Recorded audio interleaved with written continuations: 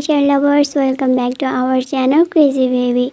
Today I am here with a new part. I'll remember everything.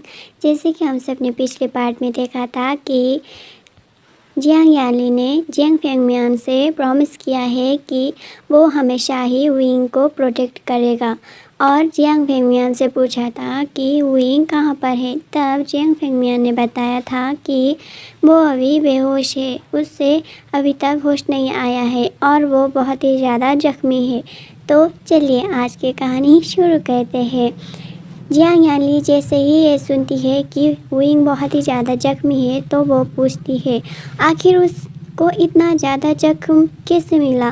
तो Jiang Fengmian बोलते हैं उससे when Rohan के बेटे वेन चाओ और वेन चुलियो दोनों मिलकर किडनैप कर उनके पास रखा था और वेन चाओ और वेन चुलियो ने उसको बहुत ही ज़्यादा अब्यूज़ किया है।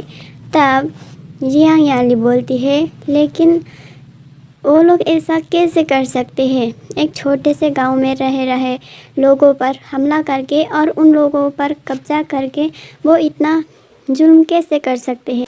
तब जियांग फेंगमियान बोलते हैं वो लोग कुछ भी कर सकते हैं, वो लोग किसी से नहीं डरते तो वो लोग कुछ भी कर सकते हैं। तब जियांग याली बोलते हैं ओ लेकिन कब तक विंग ठीक हो सकता है बाबा। तब जियांग फेंगमियान बोलते हैं वो जल्द ही ठीक हो जाएगा। दूसरी सीन पर दिखाया जाता है कि लैन जान विंग को विजिट करने के लिए जा रहा है। तब वहाँ पर जो भी लोग विंग के इलाज कर रहे थे वो लोग लैन जान को देखकर उसको वो करता है। तब लैन जान बोलते हैं अब उसकी हालत कैसी है।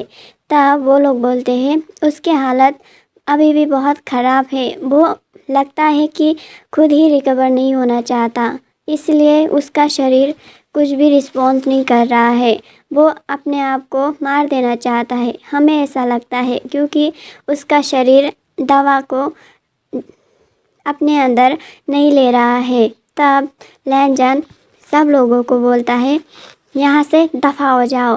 तब सब लोग वहाँ से जाने लगता है और वो बैठकर विंग को देखने लगता है और वो अपने मन में सोचता है तुम अगर मर गए तो मेरा जीतने का क्या फ़ायदा, मैं बस ऐसे ही लड़ने गया, बस उन लोगों को ख़त्म करने के लिए, तुम नहीं मर सकते।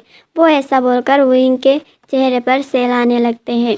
तब विंग का हाथ थोड़ा सा हिलता है तो लैन जान उसे देखकर बहुत ही ज़्यादा अचंभे में पड़ जाता है और जल्दी से डॉक्टर्स को बुलाता है और बोलता है ये होश में आ रहा है, जल्दी से कुछ करो वरना इससे कुछ भी हो सकता है। तब सारे लोग आते हैं लेकिन विंग होश में नहीं आता, वो बस अपना हाथ थोड़ा सा हिलाया था, उसके बाद वो कुछ भी रिस्पॉन्स नहीं करता। ये देखकर लैन जान को बहुत ही गुस्सा आता है तो वहाँ पर जो भी दवा रखा था तो वो यहाँ से वहाँ फेंक देते हैं। तब सारे डॉक्टर्स उससे बोलते हैं कृपया ऐसा ना करें वरना पेशेंट को गहरा असर पड़ सकता है साउंड की वजह से। तब लैन जान वहाँ से निकल जाता है। लैन जान जैसे ही निकल जाता है तब वेन चिंग और वेन निंग दोनों ही अंदर आते हैं और वो बोलते हैं हम इसके अच्छे से ख्याल रखेंगे, कृपया आप लोग चले जाइए, वो ऐसा बोलते हैं। तब लैन कबीले के जो डॉक्टर्स थे वो वहाँ से चले जाते हैं। वेन चिंग आते ही विंग से बोलता है तुम अपनी आंखें खोल सकते हो। तो विंग अपनी आंखें खोल लेता है और बोलते हैं मैं कहाँ पर हूँ अभी। तब वेन चिंग बोलती है तुम लैन कबीले पर हो और तुम्हें महाराज ने यहाँ पर लाया है। तब विंग बोलते हैं लेकिन मुझे यहाँ पर क्यों लाया गया है। तब वेन चिंग बोलता है मुझे नहीं पता है कि तुम्हें यहाँ पर क्यों लाया गया है, लेकिन मुझे महाराज के इरादे भी ठीक नहीं लग रहे हैं, मुझे लगता है कि तुम्हें यहाँ पर भी बहुत ही ज़्यादा जुल्म सहना पड़ेगा, इससे अच्छा तो हम वहाँ से ही कहीं भाग जाते। तब विंग बोलता है ऐसा क्यों हो रहा है मेरे साथ, मैं हमेशा से ही बस अपने परिवार के साथ रहना चाहता था, खुश रहना चाहता था, तो मुझे ही क्यों इतना ज़्यादा तकलीफ़ मिल रहा है। और मेरे माँ बाबा भी मुझे छोड़कर चले गए। मेरे माँ बाबाओं को भी मार डाला उन लोगों ने। मैं बस खुश रहना चाहता हूँ, मैं बस अपने परिवार के साथ रहना चाहता हूँ, लेकिन किसी को भी मेरा खुशी हजम नहीं हो रही। सारे लोग मुझे बस इतना ज़्यादा टॉर्चर करना चाहते हैं। क्यों, आखिर क्यों? मैंने किसका क्या बिगाड़ा है? वो ऐसा बोलता है और बोलता है, मुझे नहीं जीना, मैं मर जाना चाहता हूँ। वो ऐसा बोलकर जैसे ही उठने लगता है तब वेनचिंग बोलती है, नहीं तुम रुको, मत उठो तुम। वो ऐसा बोलकर वुयिंग को दौड़ते हुए जाकर उसे बेड पर ही लेटा देता है और बोलता है, तुम्हारा शरीर का जख्म अभी भी ठीक नहीं हुआ है, तो तुम ऐसा क्यों कर रहे हो? तुम अपने आप को तकलीफ़ क्यों पहुंचा रहे हो? वो ऐसा बोलकर अपने आंखों से आंसू गिराते हैं। तब वुयिंग बोलता है, वेनचिंग तुम बहुत अच्छी हो, तुम बिल्कुल मेरी माँ बाबाओं की तरह ख्याल रखते हो, तुम्हारा बहुत बहुत शुक्रिया। तब वेनचिंग बोलती है, मैं बस तुम्हारा माँ बाबाओं की तरह ख्याल नहीं रखना चाहता हूँ, मैं बस तुम्हें हमेशा खुश देखना चाहता हूँ। हमारी कबीलों की वजह से तुम्हें इतना ज़्यादा तकलीफ़ मिला है। तब वुयिंग बोलता है, तुम्हारे कबीलों के वजह से तकलीफ़ मिला है, तुम्हारी वजह से नहीं मिला है। वो ऐसा बोलकर वेनचिंग के हाथ पर अपने हाथ रखते हुए बोलता है, तुम बहुत ही ज़्यादा अच्छी हो। वो ऐसा बोलकर वेनचिंग की तरफ दर्द भरी मुस्कान से मुस्कुराकर उसकी तरफ देखता है। तब वेनचिंग बोलती है, तुम ज़रूर ही ठीक हो जाओगे और तुम बहुत ही अच्छे रहोगे।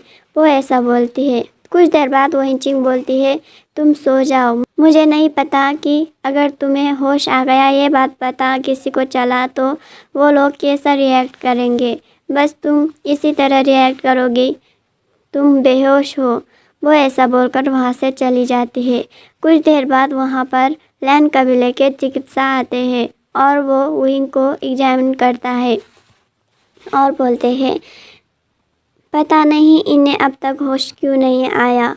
वो लोग ऐसा बोलते हुए वहाँ से चला जाता है। तब वहाँ पर जियांग यानली और जियांग फेंगमियान आते हैं। तब जियांग यानली उससे देखकर बोलते हैं, आशियान तुम इतना। वो ऐसा बोलते हुए वुयिंग के पास चली जाती है और उसके हाथ पकड़ते हुए बोलती है, आशियान तुम इतने तकलीफ़ में हो और तुम अभी तक होश में भी नहीं आए हो।